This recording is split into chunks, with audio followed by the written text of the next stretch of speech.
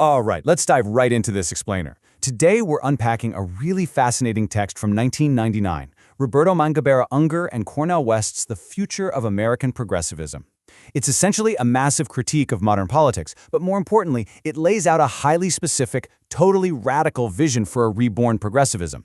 And what's wild is that even though this was written over 2 decades ago, the structural problems they diagnose and the solutions they propose are literally exactly what we're still debating today.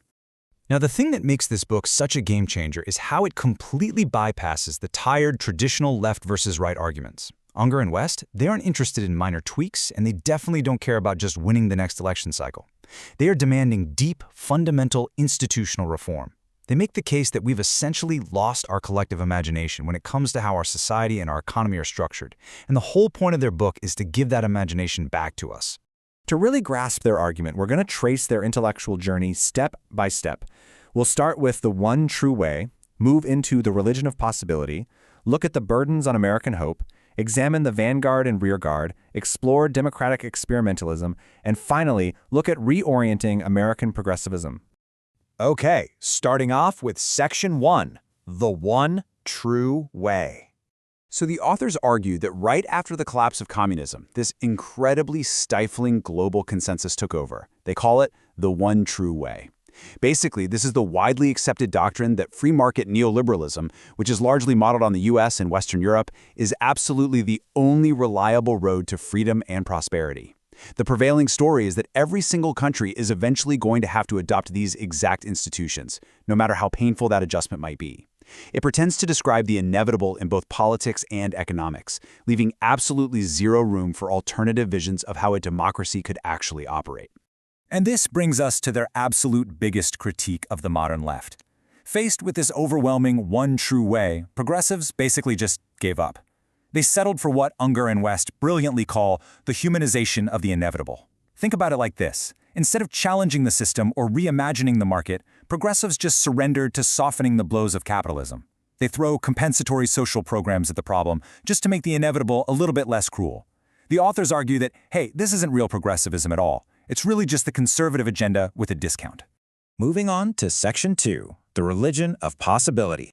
If modern progressivism is failing, what's the ideal we should be aiming for? Well, the authors point to this fascinating quote by Herbert Hoover. He talks about a society absolutely fluid in freedom of the movement of its human particles.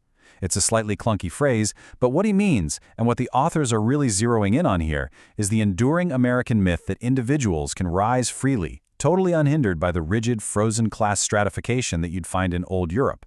It's the bedrock belief that your background should never dictate your ultimate destination. Unger and West called this mindset the American religion of possibility.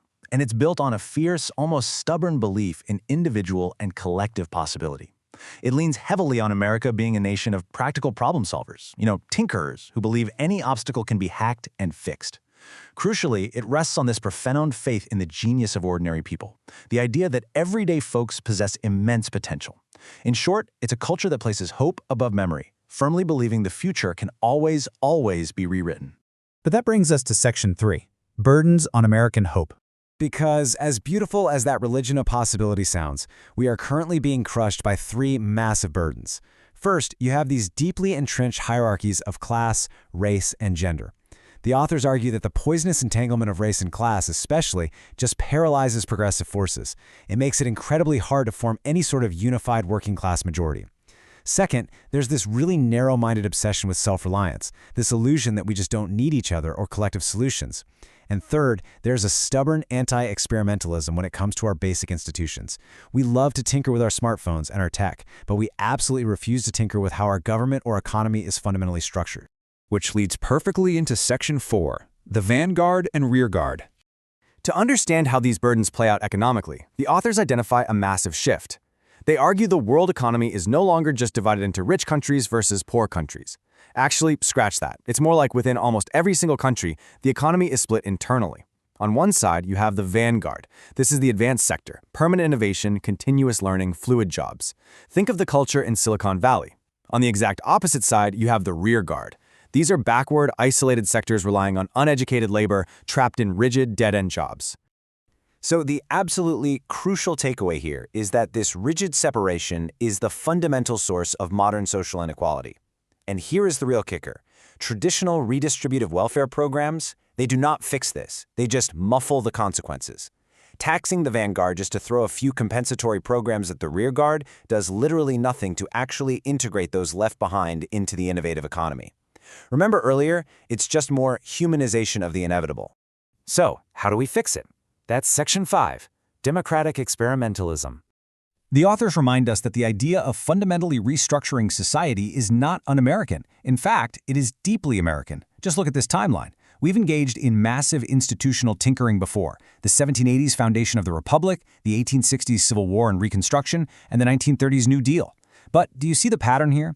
Historically, we've only been willing to rethink our institutions under the intense, terrifying pressure of massive existential crises. Outside of total disasters, we mistakenly think our institutions are just set in stone. I absolutely love this quote from the text because it captures their core philosophy perfectly. The institutions of a society are its fate. Transformative politics is, like art, an anti-fate. What a powerful thought, right? It beautifully illustrates their belief that we do not have to wait for an economic collapse or a devastating war to reimagine how we live. We can use democratic experimentalism, which is deliberate, cumulative, step-by-step tinkering with our government and economy, to literally rewrite our fate and take back our freedom. Which brings us to our final section, Reorienting American Progressivism. Okay, let's look at the actual playbook. They present a really comprehensive, interconnected plan here. They aren't just giving us abstract philosophy, they are talking about practically rewriting the rules of the game. Across taxation, savings, education, and politics, they propose sweeping institutional experiments designed to lift the rearguard into the vanguard and totally re-energize our civic life. Let's break these down one by one, starting with the economy. On the economic side, they suggest a pretty radical shift. They want to rely on a broad-based consumption tax to ensure a really strong revenue flow, while heavily taxing wealth accumulation and inheritance. Why? To fund what they call a social endowment account for every single citizen. Just imagine if everyone had basic, guaranteed capital at major life moments to start a business or buy a home. They also suggest requiring mandatory private saving that gets funneled into independent public-private venture capital funds, and these funds would be specifically chartered to invest in the economic rearguard. Now, regarding social policy, they argue that child protection has to be the absolute top priority. They suggest we start universal health insurance by guaranteeing it for all children first. Education needs a total overhaul too. Schools have to teach core conceptual skills for a lifetime of continuous learning, not just basic vocational prep for dead-end jobs. And to break local inequalities, schools should be funded by federal, state, and local levels combined. Furthermore, they propose shifting affirmative action to target the severe, accumulated disadvantages of class, race, and gender combined, which they believe will help build a much broader, more unified progressive coalition. Finally, how on earth do we fix the broken political system that blocks all of this from happening? Well, to quicken the tempo of democracy and break the absolute stranglehold of private money, they propose public financing of campaigns and mandating free TV time for candidates. They even float some wild institutional experiments, like allowing early elections to resolve government gridlock, and get this, making citizen voting mandatory and forced with minor fines. The goal there is to ensure the government actually represents the entire population, not just the highly engaged few. So as we wrap up this explainer, I want to leave you with this final, overarching question. Can institutional experimentalism truly democratize the modern market? Unger and West firmly believe it can. Their ultimate challenge to us is to consider whether society is willing to stop settling. Are we ready to stop just humanizing the inevitable and actually start doing the hard, imaginative work of rebuilding our institutions from the ground up? It's a bold provocation for sure, and one that gives us all a lot to think about.